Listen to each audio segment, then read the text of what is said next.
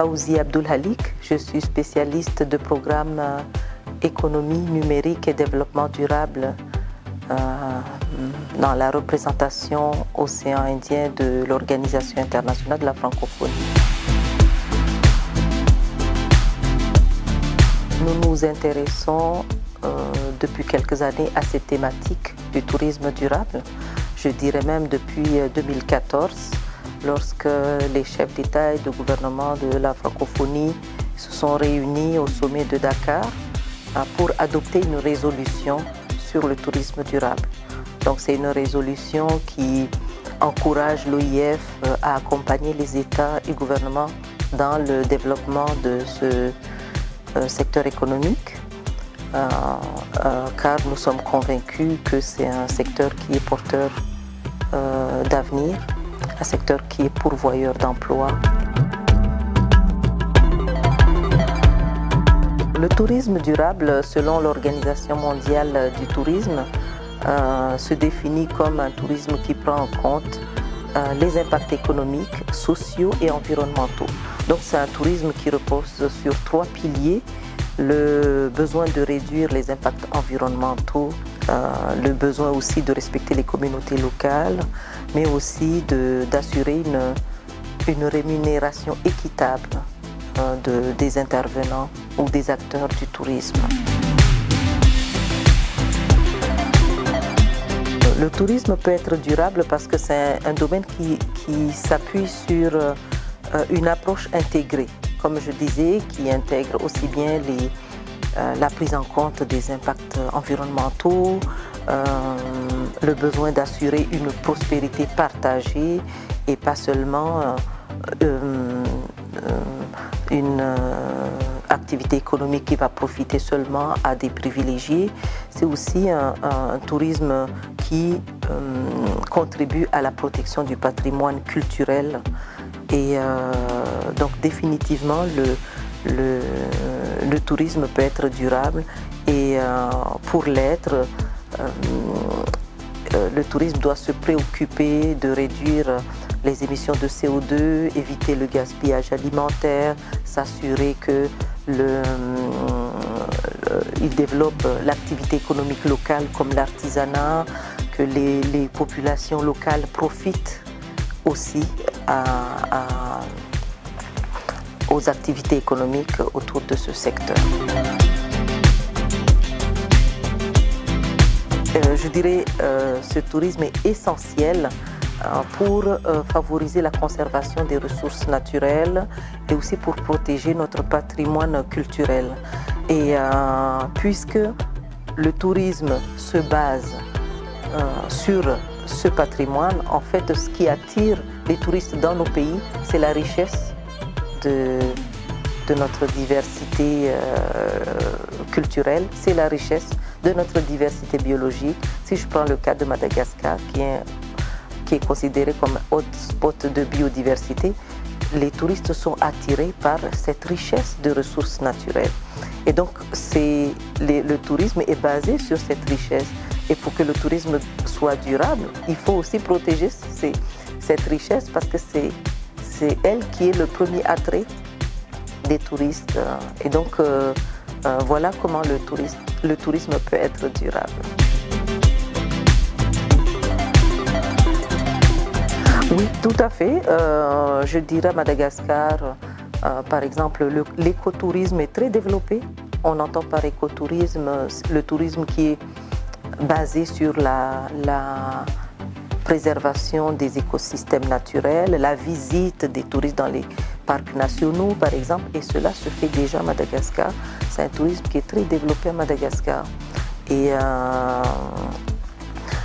si je prends l'exemple d'autres pays, Maurice, Seychelles par exemple, ils ont mis en place des certifications écologiques qui permettent aux acteurs de tourisme d'avoir une sorte de label qui confirme que leur tourisme, leurs activités sont respectueuses de l'environnement, respectueuses des communautés locales. Donc cela se fait déjà dans la région de l'océan Indien. Premièrement, parce que c'est un secteur où les activités qui sont menées permettent de développer d'autres secteurs. Je parlais tout à l'heure du secteur de l'artisanat. Donc c'est un secteur qui est un moteur pour les autres. Lorsqu'il y a un tourisme assez développé, cela développe l'artisanat, cela développe aussi les transports, l'agriculture. Donc là, il y a beaucoup de secteurs connexes qui sont bénéficiaires de l'impact positif du tourisme. C'est pour ça que nous nous intéressons à ce secteur. L'autre raison est que le secteur du tourisme permet de répondre à plusieurs objectifs de développement durable. Vous connaissez certainement les ODD qui ont été adoptés par toute la communauté internationale pour permettre un développement à l'échelle de 2030. Et donc le secteur du tourisme permet de lutter contre la pauvreté, favoriser l'éducation pour tous, encourager la consommation et la production durable et favoriser aussi l'égalité femmes-hommes. Alors, au niveau de la francophonie, depuis l'adoption de la résolution de 2014 par les chefs d'État, qui nous ont donné le mandat de travailler dans ce secteur, nous avons mené beaucoup d'activités dans la région. Nous avons par exemple accompagné des organisations de la société civile pour développer des hébergements solidaires et nous assurer que les femmes qui travaillent dans ces hébergements solidaires voient leurs revenus augmenter. Donc c'est une façon d'assurer une autonomisation économique de ces femmes. Nous avons aussi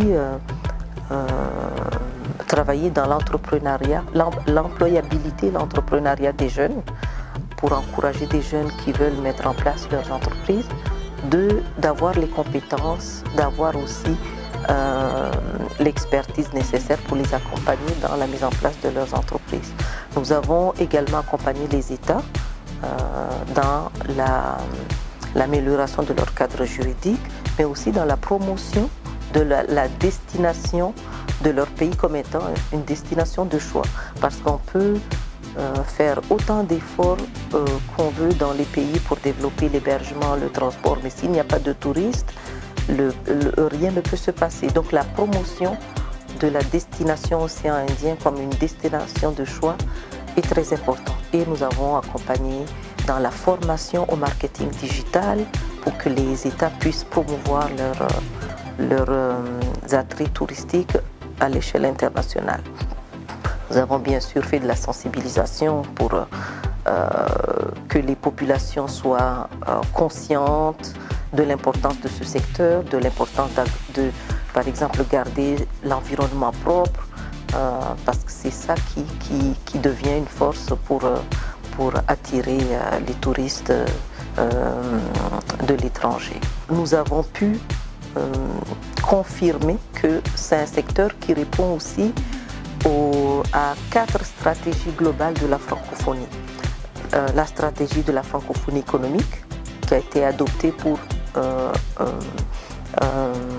soutenir le développement économique de nos États, la stratégie sur l'égalité femmes-hommes, puisque nous avons des actions en faveur des femmes et leur autonomisation économique, la stratégie de la jeunesse, les femmes et les jeunes étant les publics cibles prioritaires pour la francophonie. Lorsqu'on parle de tourisme tout court, on prend le risque de laisser les touristes ou même les populations locales, entre guillemets, abuser des ressources existantes. Mais nous nous intéressons beaucoup à la durabilité du secteur, qui veut dire que le touriste est sensibilisé sur l'importance de protéger l'environnement. Les communautés d'accueil de ces touristes sont sensibilisées aussi. Ils sont formés pour utiliser durablement et c'est la façon de garantir que cette biodiversité est protégée. Donc le touriste ne pourra pas, par exemple, prélever des espèces qui sont menacées,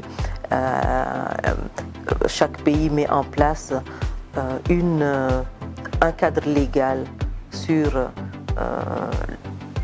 l'accès ou l'utilisation ou la conservation plutôt de cette biodiversité, et aussi bien les touristes que les communautés sont appelés à respecter ce cadre légal. L'avenir du tourisme ne peut être que durable. Si nous voulons du tourisme comme facteur économique majeur pour nos pays, cela ne peut être que durable, parce que le secteur du tourisme s'appuie sur le patrimoine naturel et culturel. Donc la durabilité est l'essence même de ce tourisme. S'il n'y a pas de ressources, s'il n'y a pas une préservation de la culture, les touristes ne sont pas intéressés. Donc nous ne pouvons que protéger ces atouts qui font du tourisme un secteur de choix pour nos économies.